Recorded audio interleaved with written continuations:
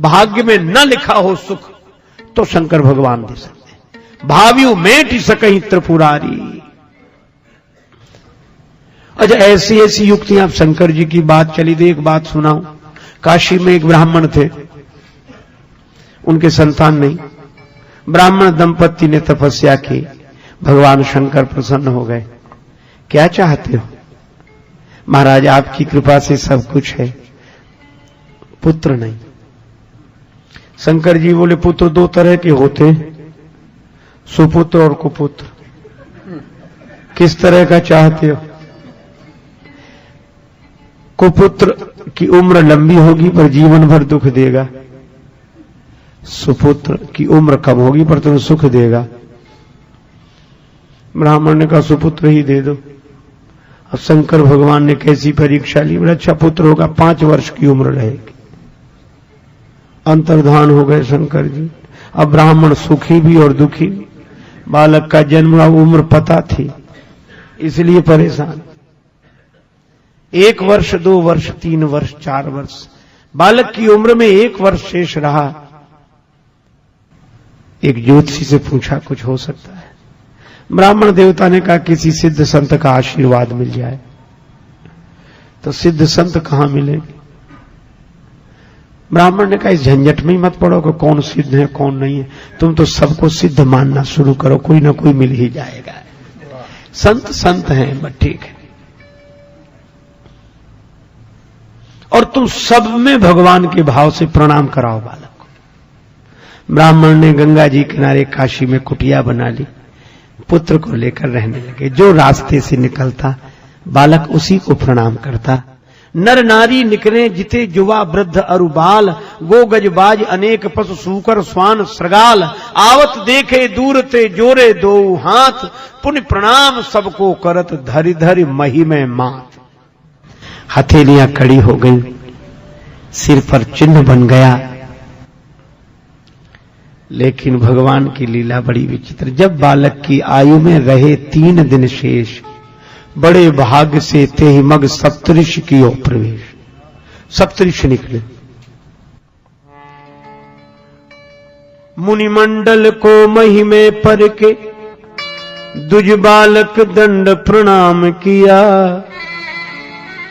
चिरजीवी भव चिरजीवी भव, ऋषियों ने आशीर्वाद दिया। सप्तऋषि बोले चिरंजीवी भव चिरंजीवी भव चिरंजीवी भव। ब्राह्मण की आंखों में आंसू आ गए, हाथ जोड़े और ऋषियों से कहा कर जोड़ पिता बोला कि भी होंगे, सत्य आपके बचन कहे। इस दीन अभागे बालक की आयु में शेष दिन 3 रहे। 3 दिन शेष है। सप्तऋषि एक दूसरे का मुंह देखने लगेगा। अब ब्राह्मण बोला आप जानो और आपका आशीर्वाद जाने। ऋषियों ने कहा यह तो संतों की प्रतिष्ठा की बात है। आपस में सलाह की। ब्राह्मण से बोले तुम अपना बेटा आज ही हमें दे दो, कल्याण होगा इसका। बालक प्रदान कीन्हो करके कठिन हिया, ऋषियों ने क्या किया मुनियों ने क्या किया। सप्तऋषि उस बालक को लेकर दूसरे दिन ब्रह्मा जी के यहां पहुंचे। कुछ नहीं कहा, सप्तऋषियों ने प्रणाम किया, पीछे उस बालक ने भी जैसे ही प्रणाम किया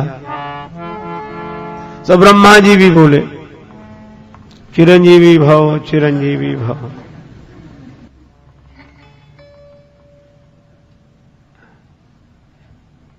सुनि ब्रह्म वचन हंसी के मुनि मंडली चली। ब्रह्मा जी की बात सुनकर सप्तऋषि प्रसन्न हो गए, मुस्कुराने लगे और क्या बोले सुनि ब्रह्म वचन हंसी के मुनि मंडली चली, चलो अपनी बला टली, अपनी बला टली। ब्रह्मा ने चारों मुख से चिरजीव कह दिया, ब्रह्मा चारों मुख से चिरजीव कह दिया। ऋषियों ने क्या किया, मुनियों ने क्या किया।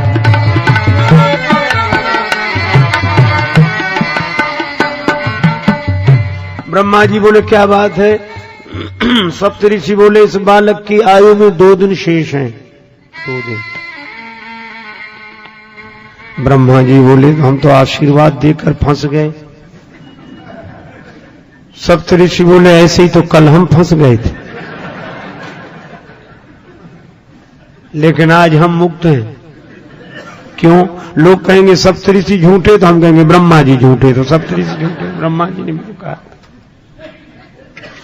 ब्रह्मा जी बोले तो हमारी बात किसी तरह बनाओ। बोले आप ही बता, आप तो बुद्धि के देवता हैं। ब्रह्मा जी बोले परिवर्तन हो सकता है। भावियु मेटि सकहि त्रिपुरारी, भावियु मेटि सकहि, भावियु मेटि सकहि।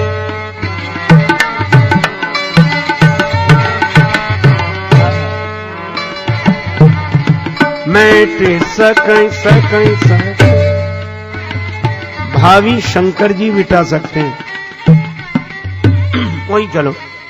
तीसरे दिन सवेरे सवेरे ब्रह्मा जी सप्तऋषि वह बालक शिवलोक में।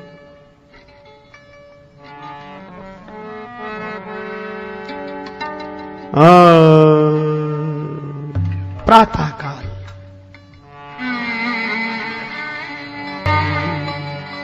भगवान शंकर विराजमान है। ब्रह्मा जी ने प्रणाम किया, ओम नमः शिवाय। सप्त ऋषियों ने ब्रह्मा जी के पीछे शंकर जी को प्रणाम किया, और सबसे पीछे वह बालक भूतल परे लकुट की नाई।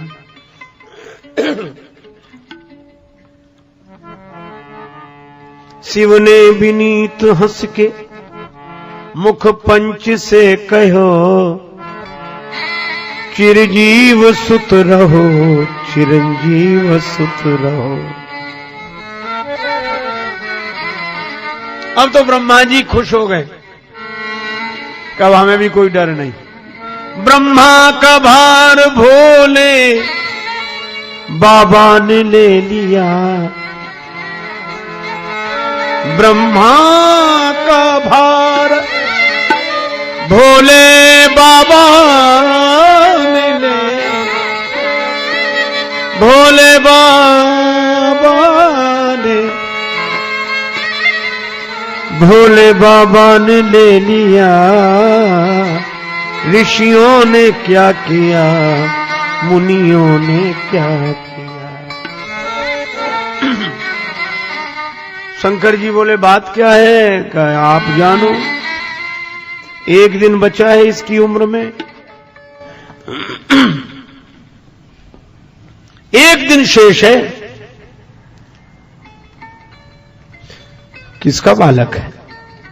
सप्तऋषियों। ब्रह्मा जी बोले सप्तऋषियों से पूछो। सप्तऋषि बोले काशी के उस ब्राह्मण का। शंकर जी बोले यह तो हमारे ही आशीर्वाद से, वरदान से दिया हुआ पुत्र है। ब्रह्मा जी बोले तब तो और बढ़िया बात बन गई। भावियों मेट सकहि त्रिपुरारी, काल से तो महाकाल ही बचा सकते हैं। करालम महाकाल कालम कृपालम। देवादिदेव भगवान शंकर ब्रह्मा जी से सप्त ऋषियों से बोले आप लोग जाओ, इस बालक को यहीं छोड़ जाओ। भगवान शिव ने कहा ओम नमः शिवाय का जप करते हुए बिल्व पत्र शिवलिंग पर चढ़ाते रहो, निश्चिंत रहो। बालक वैसे ही करता रहा। शाम को उस ध्यान मग्न बालक के गले में यमराज ने फांसी का फंदा डाला। समय हो गया था। भगवान शंकर ने देखा कि बालक घबरा कर शिवलिंग से लिपट गया। शंकर जी प्रकट हो गए, त्रिशूल लेकर यमराज पर झपटे। यमराज ने हाथ जोड़ लिए, हे देवाधिदेव महादेव, यह तो आपके ही विभाग की बात है, ये संहार विभाग तो आपका ही है, अपने ही डिपार्टमेंट में गड़बड़ी आप ही। शंकर जी बोले क्यों? बोले आपने ही ने कहा। यमराज बोले कि 5 वर्ष की उम्र आपने ही दी है, सो पूरी हो रही है। शंकर जी बोले यह बताओ, इस बालक को उम्र तुमने दी है कि हमने? यमराज बोले आपने। तो कहा इसकी उम्र तुम्हारे हिसाब से पूरी होनी चाहिए कि हमारे हिसाब से? यमराज बोले कि सरकार का हिसाब सुनना चाहते। शंकर जी बोले सुनो, क्रमशः कलयुग, त्रेता, द्वापर, त्रेता, सतयुग, एक एक युग से बड़े हैं। सतयुग सबसे बड़ा है, और ये युग एक बार हो जाए तो मनवंतर, कल्प। और ब्रह्मा जी की आयु में ऐसे बीतत कल्प अनेक, ब्रह्मा जी की आयु में बीतत कल्प अनेक, और 10 ब्रह्मा बीते बने शंकर का दिन एक।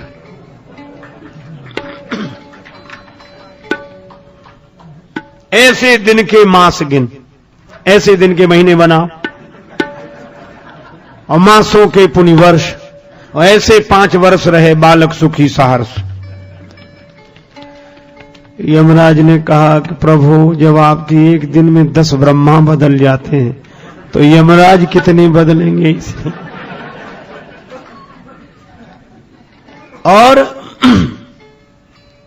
वह बालक अमर हो गया। महाप्रलय में भी उसका नाश नहीं होता, और वे यशस्वी ब्राह्मण पुत्र ही ऋषि मार्कंडेय के नाम से प्रसिद्ध हुए। महर्षि मार्कंडेय।